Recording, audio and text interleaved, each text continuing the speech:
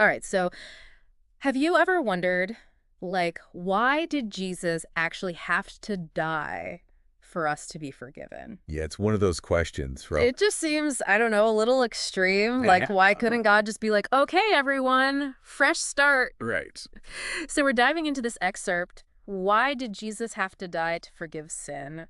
By Mike Fournier with Golgotha Brids. And it's pretty interesting. Yeah, it really is. And it's so interesting how Fournier connects sin and death, Okay. like right from the get-go, Yeah.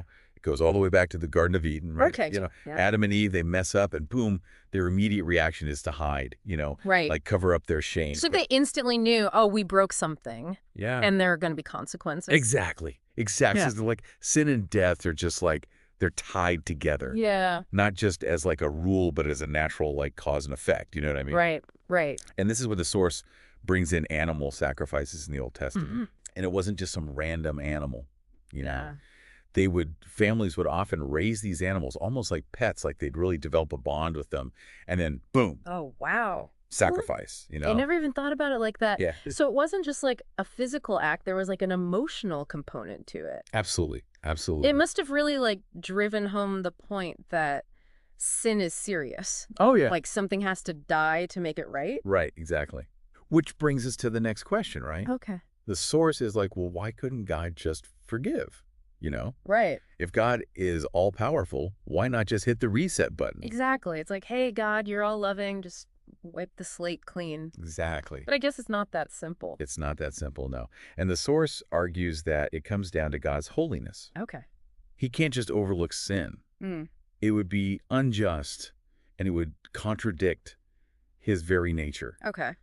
Fournier compares it to like a judge acquitting a guilty person. Right. It just undermines the entire concept of justice. Yeah, like you can't just break the rules because you feel like it. Exactly, exactly. So God's kind of like a cosmic judge. He's Yeah. bound by his own laws. Right, Okay, so ignoring sin would just throw the whole system out of whack. exactly. Okay, but then what about the idea that Jesus' death was like a payment to Satan Right. for like humanity's sins? Yeah. Like Jesus bailed us out of some cosmic debt. That's the ransom or this substitution theory, right? Yeah. That's a pretty common interpretation. Yeah.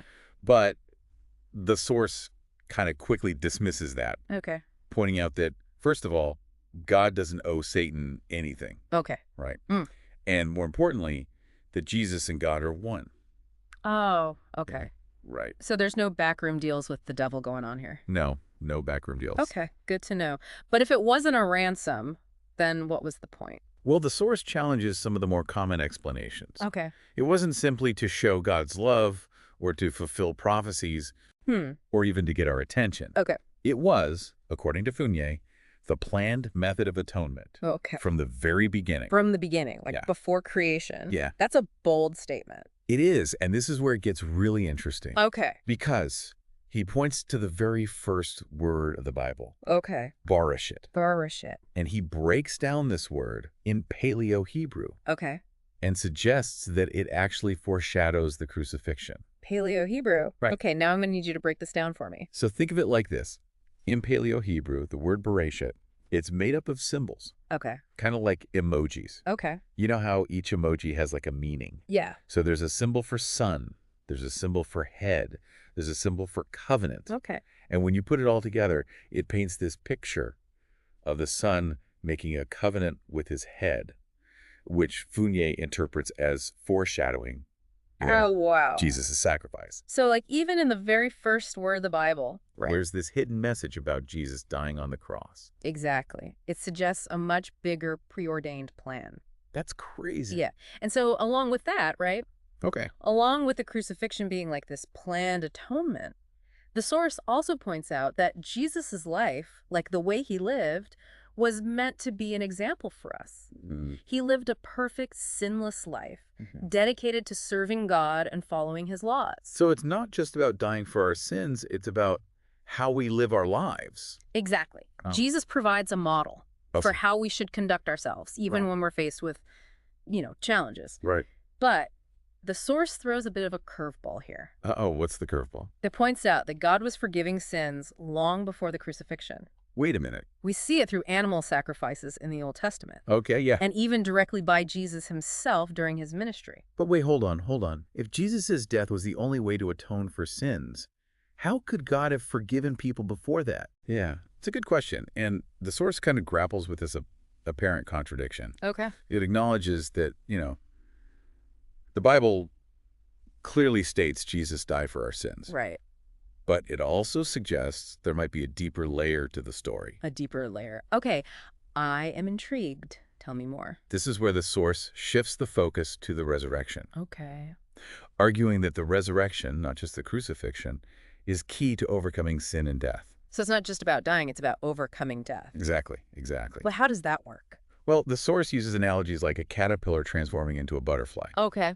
or like a video game player, Okay. respawning. Okay. It's about this new glorified body, something that transcends our earthly limitations. So are you saying that Jesus dying on the cross somehow made it possible for everyone to, transform? That seems to be the implication, Yeah. yeah. And this is where the source kind of goes into how Jesus' death covers sin.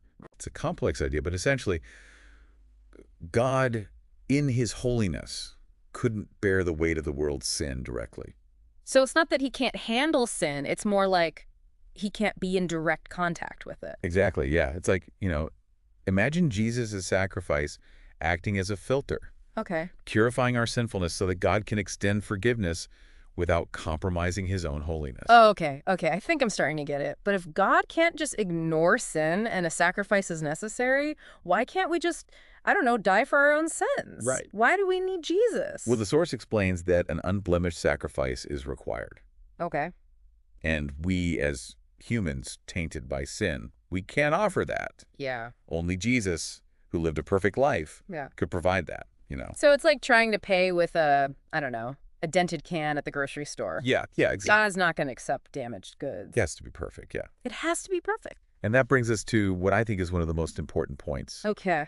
in the whole piece. True salvation, according to Fournier, lies in accepting Jesus' sacrifice Okay. and striving to follow his example. Okay.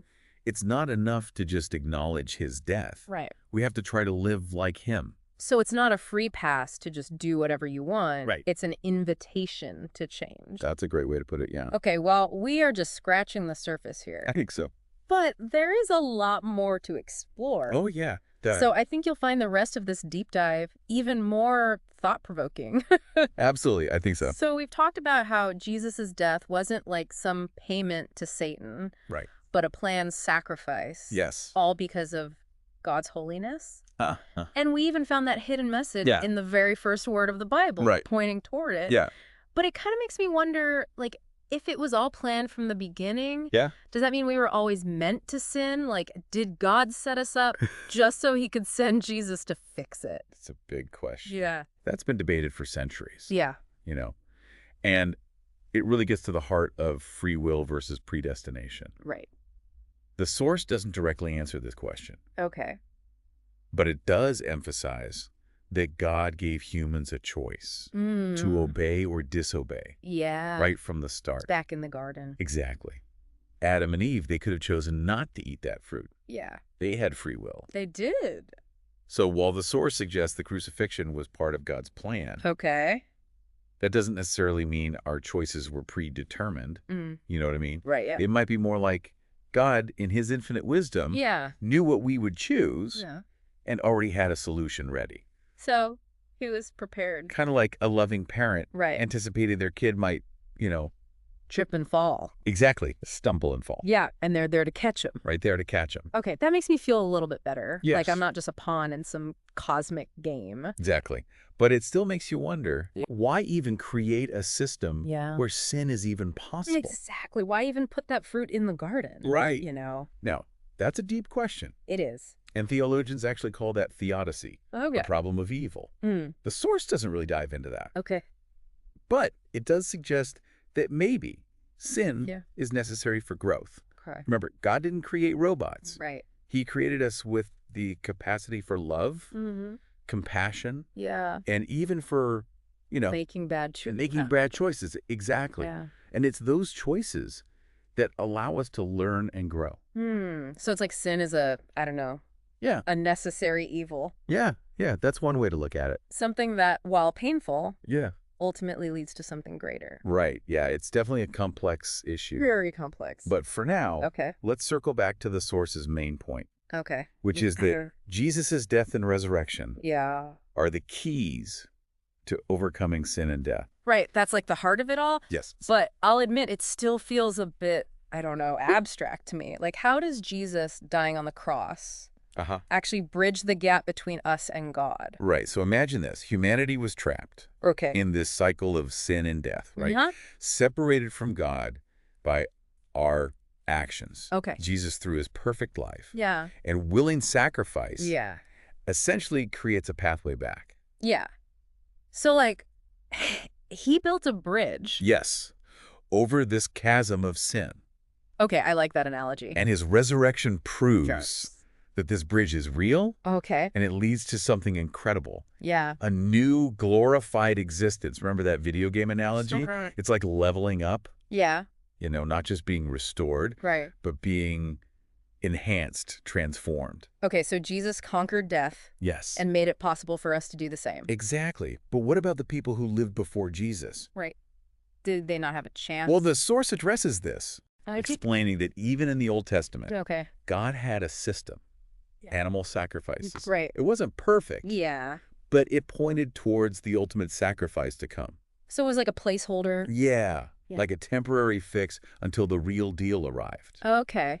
And it served as a reminder Okay. of the consequences of sin and the need for atonement, Right. but it also showed God's mercy, Okay. his willingness to forgive, even back then. So he was already being gracious. Exactly, offering a way out, Yeah, even before Jesus. even before Jesus came to earth. Okay, that's good. But the source also says that Jesus wasn't just a sacrifice. Right. He was an example, Yes. So what does that mean for us?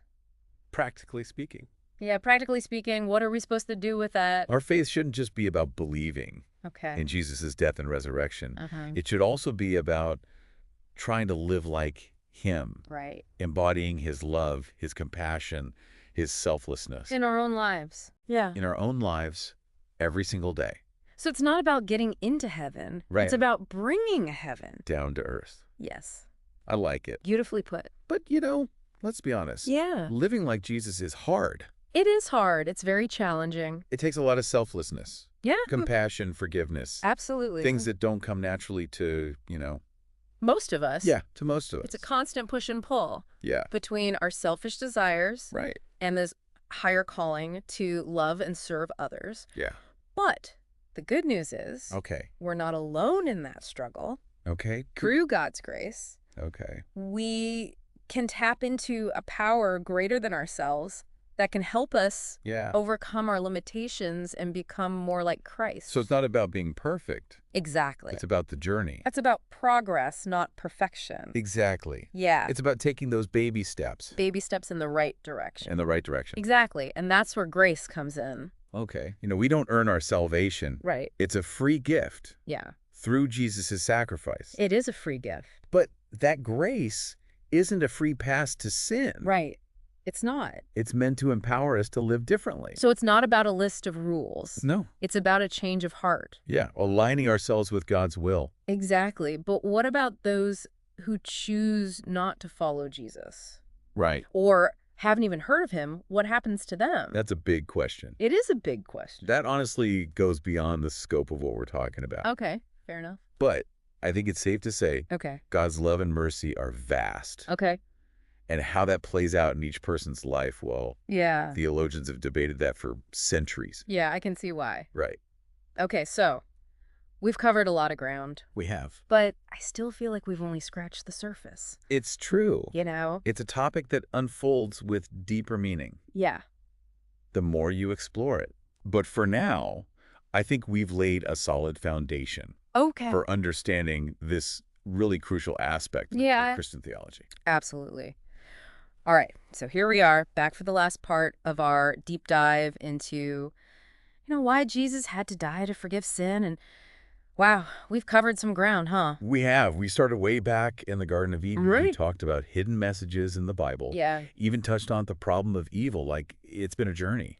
it has. And it's made me think this isn't just about, like, old religious ideas. It's about, like, the big questions, Exactly. What's good? What's evil? What happens after we die? Is there any hope for, getting rid of all the suffering in the world? It's about the essence of our existence. Yeah. And what I found so fascinating about, Mike Freenier's piece is that it gives such a unique perspective on these massive questions. It does. It kind of challenges some traditional ways of thinking, Yeah. but at the same time presents a view of salvation that feels ancient and also, like, really relevant today. Absolutely. Something that really stood out to me was the emphasis on the resurrection. Right. It's not just about Jesus dying for our sins, but, like, conquering death itself Yes. and opening up a path to a new kind of existence. Like, he didn't just stop the fall. He showed us there's life beyond it. Right. And that ties in with the whole idea of transformation. Okay. Through accepting Jesus' sacrifice, Yeah. we can experience like a real shift in who we are. It's not just forgiveness. It's like being reborn. So it's like hitting the reset button, but instead of going back to zero, you're like upgraded. Exactly. Yeah. Upgraded to a whole new operating system. Okay, I like that. But how do we actually live that out? Right. The source talks about Jesus being our example, but how do we actually apply that to everyday life? That's the big question, right? Yeah. It's not enough to just like understand the idea of salvation. Right. We got to actively participate. Yeah. By trying to live like Jesus did. So it's a daily choice. Yes. To align our thoughts, our words, our actions. Absolutely. With Jesus' example. Yeah. But it's hard. It's tough. Being like Jesus is hard. You need a lot of selflessness. Yeah. Compassion, forgiveness, stuff that doesn't come easily to, Most of us. Most of us. So how do we even begin to do that? Well, it's a constant, I think, push and pull between our selfish desires and that higher calling to love and serve others. Right. But the good news is we're not alone in that struggle. Okay, good. Through God's grace, Yeah. we can tap into this power that's bigger than ourselves. It can help us overcome our limitations and become more like Christ. So it's not about being perfect. No. It's about surrendering to the process. Yes. It's about progress over perfection. Trusting that even though we mess up, God can still work through us. Absolutely. To create something good. Beautiful. Yeah. And you know what? I think that message resonates with people from all walks of life, no matter what they believe. Yeah, I think you're right. We all want meaning and purpose and connection. We do.